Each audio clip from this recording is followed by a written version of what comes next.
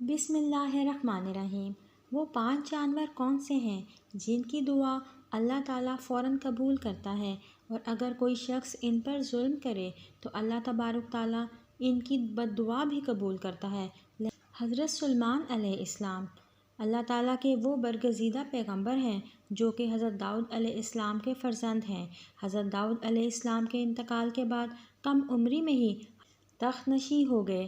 آپ علیہ السلام کا سلسلہ نسب حضرت ابراہیم علیہ السلام سے جا ملتا ہے، اور اللہ تبارک تعالیٰ نے حضرت سلیمان علیہ السلام کو بہت سے معجزے عطا کیے، جن میں سے چند ایک یہ ہیں۔ نمبر 1، ایسی عظیم بادشاہیت جو ان سے پہلے کبھی کسی کو نہ ملی اور نہ ہی اس کے بعد کسی کو میسر آئی۔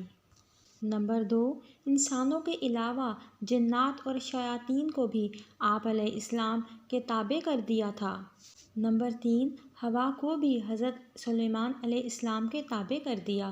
حضرت سلیمان علیہ السلام اپنے تخت پر بیٹھ کر 1 ماہ کی مسافت صبح سے لے کر شام تک طے کر لیا کرتے تھے۔ نمبر 4، ان کے لیے پگھلے ہوئے تانبے کا چشمہ جاری کر دیا گیا۔ نمبر 5، ہر طرح کے جانوروں کو نہ صرف آپ علیہ السلام کا فرما بردار کیا گیا بلکہ ان کی بولی سمجھنے اور بولنے کی صلاحیت بھی عطا فرمائی۔ حضرت سلیمان علیہ السلام فرماتے ہیں کہ جانوروں اور پرندوں میں کچھ ایسے ہیں جن کی دعا اور بد دعا اللہ تبارک تعالیٰ فوراً قبول کرتا ہے۔ سلیمان علیہ السلام فرماتے ہیں کہ میں نے بہت سے انسانوں کو ان 5 جانوروں کی بد دعا لگتے ہوئے دیکھا ہے۔ اگر تمہاری کوئی دعا قبول نہیں ہوتی تو تمہیں چاہیے کہ ان 5 جانوروں کے ساتھ ایک کام ضرور کرو۔ اس کام کی برکت سے اللہ تبارک تعالیٰ تمہاری دعا کو قبول کر لے گا۔ یہ 5 جانور کون سے ہیں جن کے بارے میں حضرت سلیمان علیہ السلام کا یہ قول ہے؟ ایک مرتبہ حضرت سلیمان علیہ السلام کو یہ خبر ملی کہ کسی نے کتوں کو زہر دے کر مار دیا ہے۔ آپ علیہ السلام فوراً اس شخص کے گھر پہنچ گئے۔ جب اس شخص نے وقت شہنشاہ اور نبی کو اپنے گھر میں دیکھا تو بہت خوش ہوا اور خوب خدمت میں لگ گیا۔ وہ شخص کہنے لگا، اے اللہ کے نبی، آپ نے یہاں پر آنے کی زحمت کیوں کی؟ آپ مجھے حکم کر دیتے تو میں سر کے بل چل کر آپ کی خدمت میں حاضر ہو جاتا۔ حضرت سلیمان علیہ السلام نے اس بندے کو کہا، اپنے سارے گاؤں والوں کو اکٹھا کر لو، میں تمہیں ایک بات بتانے والا ہوں۔ اگر تم میری بات پر عمل کر لو گے تو تمہارے آنے والی نسل سنور جائے گی، لیکن اگر تم میری بات پر عمل نہیں کرو گے تو تمہارے آنے والی نسلیں تباہ و برباد ہو جائیں گی۔ چنانچہ اس نے سارے گاؤں والوں کو اکٹھا کیا۔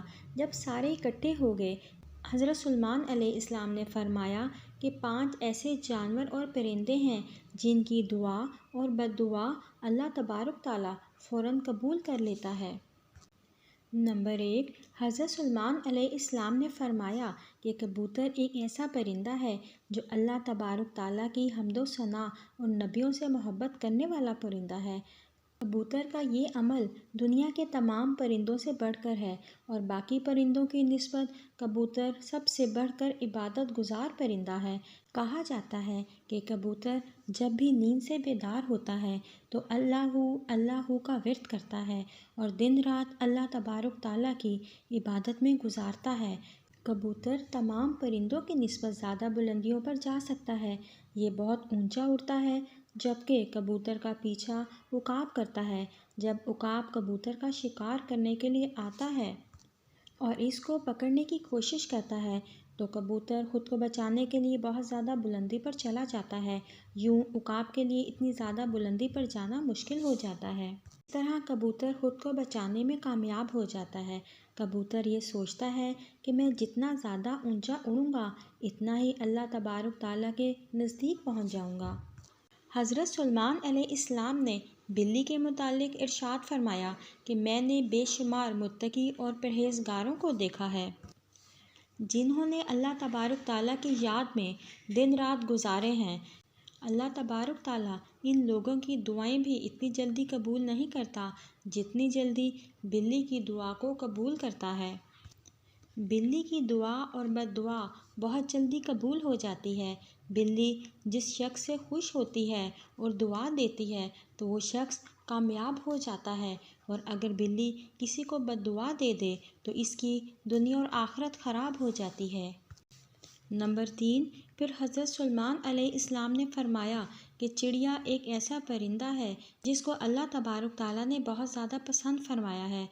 حضرت سلیمان علیہ السلام نے چڑیا کی 3 خصوصیات بیان فرمائی۔ نمبر 1، جب چڑیا صبح سویرے اٹھتی ہے تو یہ اللہ تبارک تعالیٰ کی حمد و ثنا کرتی ہے۔ نمبر 2، چڑیا ایک بہت ہی معصوم پرندہ ہے، اس میں ذرا برابر بھی چالاکی نہیں پائی جاتی۔ نمبر 3، چڑیا اللہ تبارک تعالیٰ پر بہت بھروسہ رکھتی ہے۔ ان کا یقین ہے کہ جو رب ہمیں صبح نئی زندگی دے گا تو وہ کھانے پینے کا بھی بندوبست کر دے گا اور ہمارے لیے یہی کافی ہے۔ نمبر 4، حضرت سلیمان علیہ السلام نے فرمایا، لوگوں کا کہنا ہے کہ کتا ایک ناپاک جانور ہے، اس وجہ سے لوگ کتوں کو مارتے ہیں اور خیال کرتے ہیں کہ کتوں کو مارنے سے گناہ نہیں ہوتا۔ تاریخ میں ایسے بے شمار واقعات موجود ہیں کہ کتوں کو دکھ دیا ہے تو کتوں کی بد دعا سے اللہ تبارک تعالیٰ نے انہیں برباد کیا ہے۔ اللہ تبارک تعالیٰ نے کتوں کو مارنے والوں کو جہنم میں ڈال دیا، اور جن لوگوں نے کتوں سے پیار کیا تو اللہ تبارک تعالیٰ نے ایسے لوگوں کی بخشش کر دی۔ قرآن پاک میں بھی کتوں کا ذکر آیا ہے، جس طرح اصحاب کہف میں کتوں کا ذکر آیا ہے جو کہ اللہ تبارک تعالیٰ کے ولیوں سے محبت کی بنا پر جنت میں داخل ہوگا۔ کتے کا تھوک ناپاک ہے، لیکن کتے کو ہاتھ لگانے سے وضو نہیں ٹوٹتا، مگر کتوں کو گھر میں رکھنا حرام ہے کیونکہ کتے فرشتوں کو دیکھ کر بھونکتے ہیں۔ یہی وجہ ہے کہ جس گھر میں کتے موجود ہوں تو اس گھر میں رحمت کے فرشتے داخل نہیں ہوتے۔ نمبر 5، حضرت سلیمان علیہ السلام نے فرمایا کہ ہم چیونٹی کو ایک عام سا جانور سمجھتے ہیں اور اسے پاؤں تلے رون دیتے ہیں۔ آپ علیہ السلام فرمانے لگے کہ ہم لوگ اگر چیونٹی کی اہمیت کو جان لیں تو کبھی بھول کر بھی چیونٹی کو نہیں ماریں گے۔ قرآن مجید کی سورۃ النمل مکمل طور پر چیونٹیوں کے بارے میں ہی ہے۔ چنانچہ کبھی بھی کسی جانور یا پرندے کو جان بوجھ کر نہ مارو، کیونکہ وہ بھی اللہ تبارک تعالیٰ کی مخلوق ہے۔ ہمیں اللہ تبارک تعالیٰ کی مخلوق کو کبھی بھی نقصان نہیں پہنچانا چاہیے۔ اللہ تعالیٰ کی مخلوق سے جس قدر ہو سکے پیار سے پیش آنا چاہیے۔